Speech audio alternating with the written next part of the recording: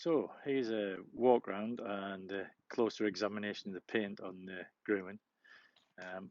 It was a quick paint job just to get rid of the sign writing.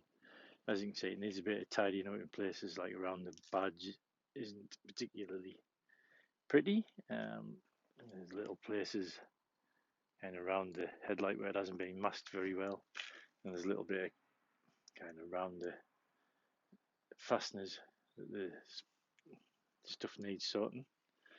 Where can we go first? This side looks okay. I don't know if you can see it very well, but around the actual badge, it's a little kind of. It probably will polish out. It looks like it's more polishing marks that need sorting. Most of the places are okay.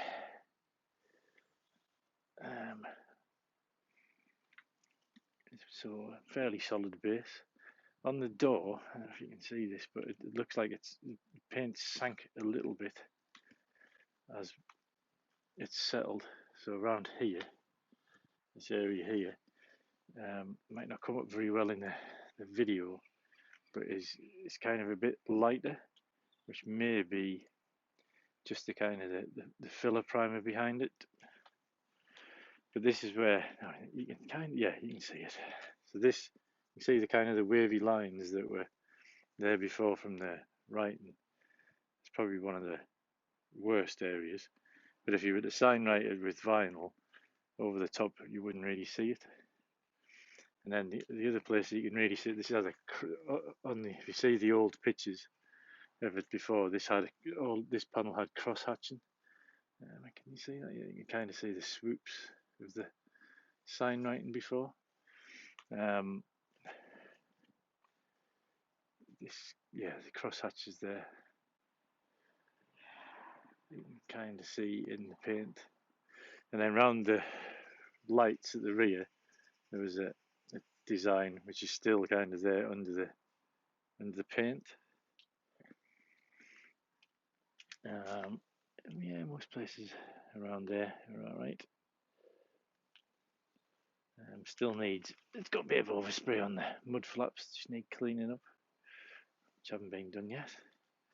The back door, again, areas like you can't see it. I don't know if you can see it very well there, but you can see a little bit of the outline of the paint. Again, if it was to be vinyl sign written, you wouldn't really see any of this. There is a few kind of areas of cracking in the aluminium. It looks like it's on this side. Again, the cross hatches on the air vent. Again, I don't know if you can catch it there on the video. And a bit of a swoop mark there. And then everything else seems, this area here is a bit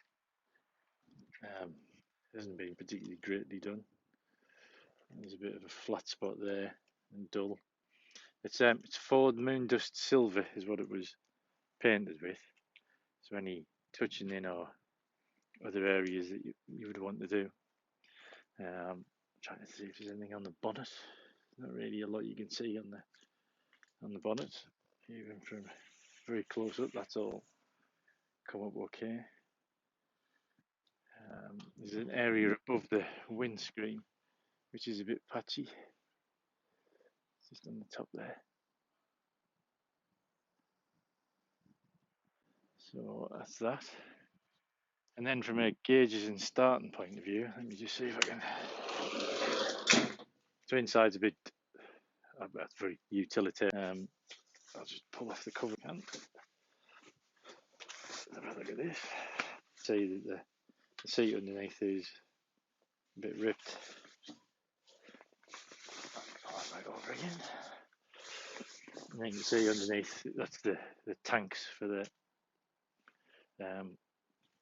LPG, as you can see in the centre. Maybe better off being boxed in. That's the other thing that you might not have been able to see on other pictures and things, is the real This hasn't had any paintwork. This is all white as it would have been when it was supplied new. As far as I'm aware, because it was Pinewood Studios who bought it new and brought it over, they had it painted silver when it was in their first film, or in the film, or whatever they were using it for. But obviously they only did the exterior, so that's why you get all the white still on the inside. So down a bit. Nice. And let's have a look at the gauges. Just grab the keys. Yep, got them there. So you can see there's all the door keys. There's a couple of keys for the ignition and various keys for the doors. So this is her when she's just standing. You see the voltmeter and the oil pressure gauge. So the oil pressure gauge is already showing 80. Then when you turn the ignition on, you get the fuel gauge moves a little as it's going down, but you've got your oil gauge and your volt gauge have both reset themselves. As soon as you start running, you can see that the oil gauge goes straight up. Just do that again because I think the camera might have caught it weirdly. So reset.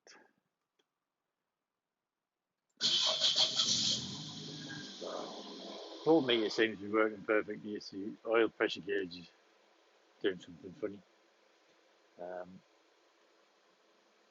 Yeah, everything else I've just driven it, so the temperature gauge looks like it's sitting right. Everything else in here, this is a bracket for a 12 volt cooling fan that I had in the States. That was even 12 years ago when I owned it, it wasn't there. Anything else I can show you? A bit of overspray on the wipers. That's about it, really, in here. Everything else works okay.